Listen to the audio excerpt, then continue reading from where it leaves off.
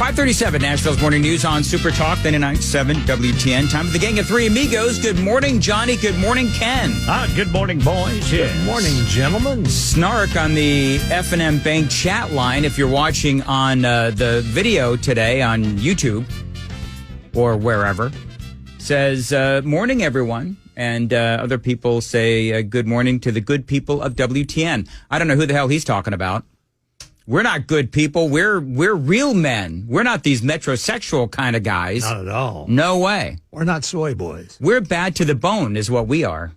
Yeah, bad to our big bones. Yeah, that's right. That's sure, Ken. We're big boned. We're big bone people. So Fabio is out there. Now, you know what's funny? Like I just a few moments ago actually heard Fabio's voice for the first time. Now, you younger people. What does he sound like? Yeah, I don't remember Fabio's voice. Do you want to hear his voice? Yeah, sure. Let's hear it. Let's see here. Stand by. Coming your way in 3, 2, 1. In United States, like it happened, October 7, United States wouldn't nuke the border country. I mean, yeah, it's Fabio. Yeah. Now it sounds I understand like why we haven't heard Fabio. That's exactly right. Now for you folks who are younger, Fabio is really, just Google it, man. He was on all the romance novel covers. Chicks dug him. Absolutely. That man's got a great head of hair. Still does, by the way. But he has some advice. He was speaking to Neil Cavuto. He sounds like he's very much of a conservative. But he has some advice, and I love these quotes. Unfortunately, I'm going to read you the quotes from the Daily Wire. What is his advice to the next generation of men? Be yourself and don't drink soy milk. That's what Fabio says. There we go. Don't be a soy boy. But wait a minute. It feels like that's conflicting. Because what if I'm being myself and I actually like soy milk? Which I've never had soy milk, I don't think. I think I may have had it at one time. Yeah. Yeah. I did try it. I had a fruit and nuts kind of girlfriend one time, and I think she may have slipped me some soy milk at one point. We've all had those girlfriends. Puts hair on your head. Clearly, I need to start drinking more then. Oh, well, I was talking about Fabio. Oh, yes, okay. Well, actually puts hair on under their arms, the girlfriends. Yeah. He also, by the way, is complaining about the fact that the woke movement means that they're making more of the male characters in the new romance books too soft. Yeah. That's what Fabio says. He says today it's almost like they don't like men to have testosterone.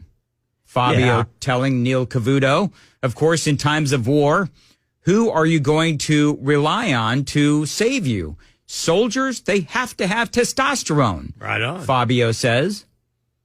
He says it's just a trend. The actor added of making male characters in romance stories soft.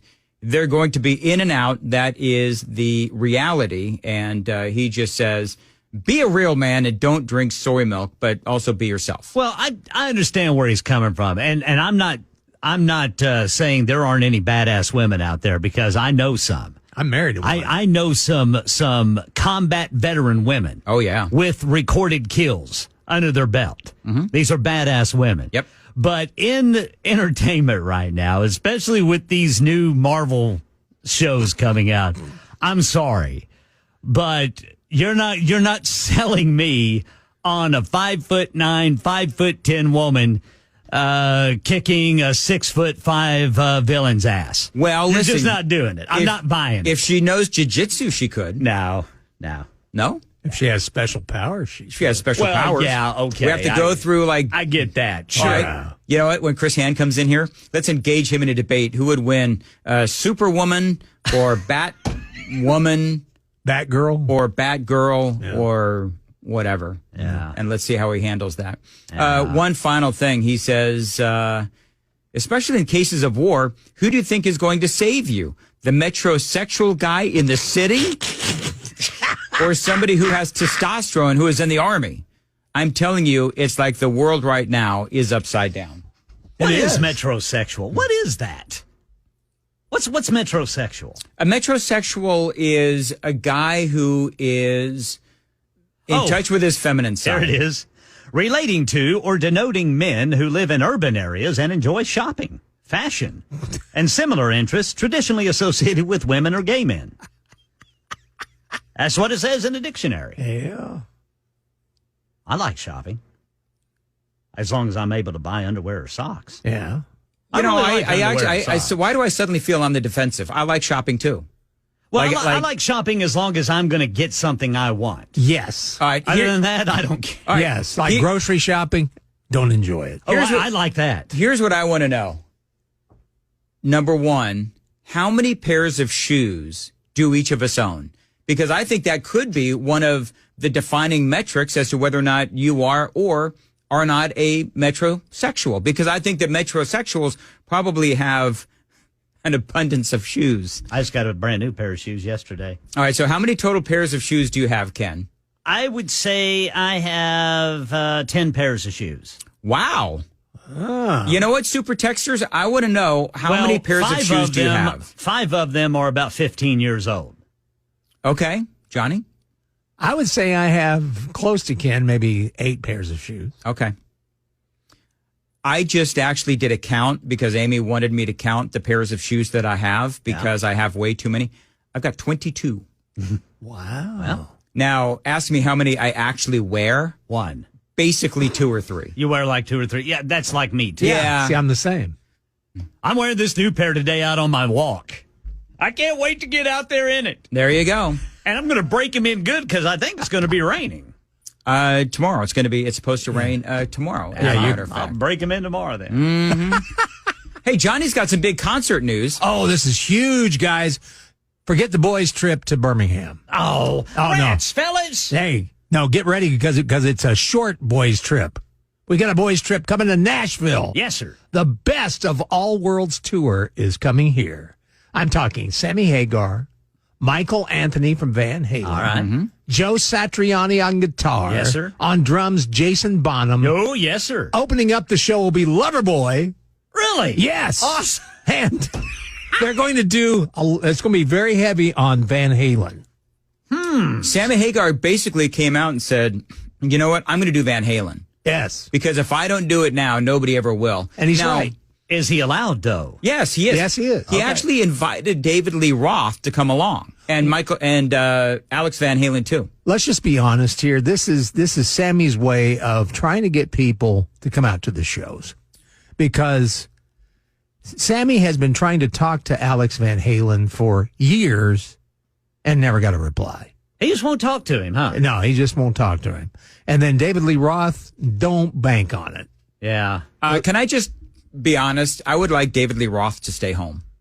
Oh, I'd like to see. No, I'd like to see. I mean, Dave. just to you see guys- what he does. Can I ask you? Were you not here when we were making fun of David Lee Sure. Roth? Yes. Sure. Because he could no longer sing. Right. Sure. Yeah. And he was out there singing show tunes. Speaking of metrosexual, David Lee Roth out there singing show tunes in Las Vegas. That doesn't fall underneath the definition. I think it does. Well, then we need to update the definition to include David Lee Roth. Yeah, but you see those girls he hangs around. Yeah. I don't think I've seen any metrosexuals. I was getting ready to say, if I have single, that kind of sign me action. up. Yeah.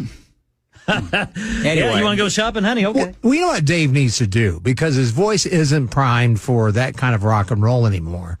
But when he put out that Mustang Sally, I thought, this is where you need to go. Yeah. That's what you ought to do, because that suits your voice. Yeah, but people want to hear the old Van Halen. Oh, yeah, they do. And Sammy Hagar can rock that stuff. I'm just going to tell you. Yeah, he can still do it. I remain firmly in the Sammy Hagar camp. I don't care what you two say. I'm in the Eddie Van Halen camp. Yeah, I'm in the I'm in the original Van Halen camp. I liked all three. 1978, the first release. I'm telling you, that album. Oh, that changed the world, man. Yes, sir. And that killed disco. I like Sammy Hagar Van Halen too, but I'm just saying the original. That's what did it for me. Hey, and I even saw them with Gary Sharon, and I liked the show. Hey, let me ask you guys. Do you know, somebody remind me what Gen Z is. That's obviously the younger generation. I'm trying to figure out. That's the youngsters out right now. So is Mac Maury a Gen Zer? No, I'm not. Let me see. I'm not sure. But anyway, Let's see. I thought this would be fun. Gen Z cannot stop using slang at work. 10 terms that annoy their colleagues the most. Yep, it is 11 to 26-year-olds. So Mac Moore is what, 24? He's 24, 25. All right, so let's go through some of these. We all know what GOAT means. I've heard young Mac Moore utilize the term GOAT. Yes, sure. The acronym for greatest of all time. The phrase gained steam in the sports world in debates about which athletes like Michael Jordan or Tom Brady ruled their sport without contention. Well, apparently, I don't mind when the younger generation uses the term GOAT. As a matter of fact, pod goats from Phil Valentine. So I didn't mind that one. Have you heard the youngsters use the term slay? Do you guys know what slay means? I've heard that term, but I don't know what it means. Often paired with the equally insufferable Yaz Queen. I have not heard Slay that. is employed when a person is exceeding expectations. Often their terms in terms of appearance or personal and professional achievement. Okay. So maybe slay is like another word for like an overachiever. So if I happen to look good one day, I'm slaying it. Gotcha. Okay. Yeah, you're slaying it. Yeah, that's not bad. Now, I've used the term sus before, and you two look at me so incredibly bewildered. The only reason I use the term sus is because young Riker at 10 uses the term sus. Right. Short for suspicious. Yeah. This phrase is commonly used to describe sketchy behavior. Example, my boss was using full words to describe a task I needed to complete. It was really sus. Yeah. FR. You guys ever heard of FR? I've never heard of FR. No. The abbreviated version of for real. Ah, for real. Okay, yeah. You can't say for real. You just have to say FR, man. FR. FR, dude. What did I FR, used to dude. do that annoyed the living crap out of people? Oh, I did something. I did IKR. I used to say IKR all the time. And people used to just complain about it incessantly because I would say IKR. I know, right? And some of you people have to learn that when you complain about something, I just do it more until my feeble mind goes full Biden and I just forget of what I was doing. That's what happened with IKR.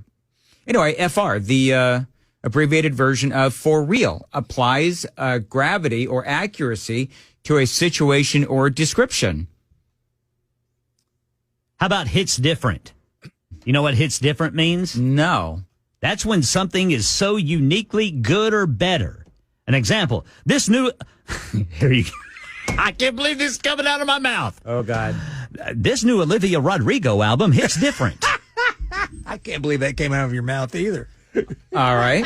I really like that Olivia Rodrigo. She hits different. All right. Now, have you guys noticed everybody's using this term full stop?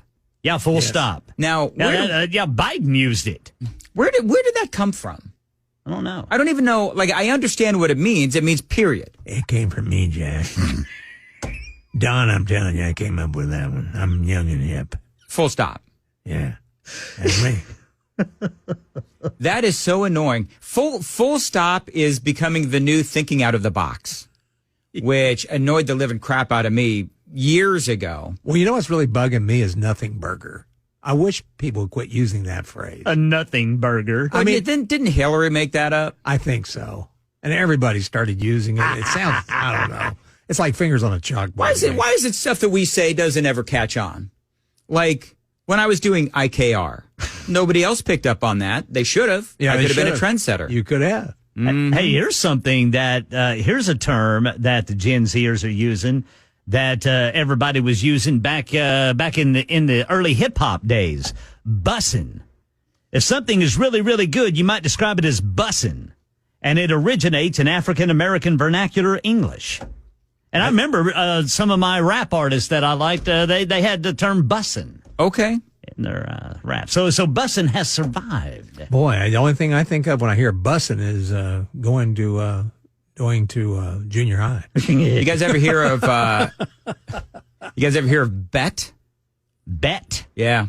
Another way of saying yes or I agree.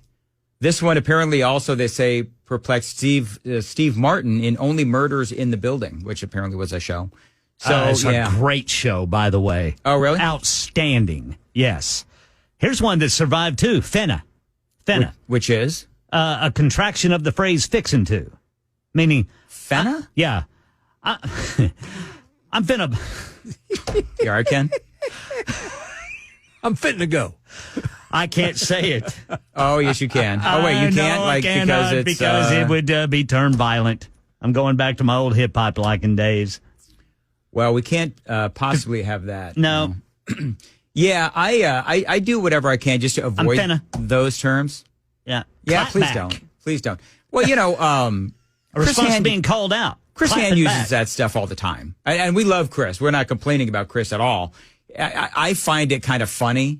And I think he finds it kind of funny that there are times when we feel like we need some sort of a Chris Hand translator that we need to bring, onto the radio station so that we can understand what he means when he says things like the gram. Yeah. And so forth. So, there's a whole list of them. I'll tweet them out.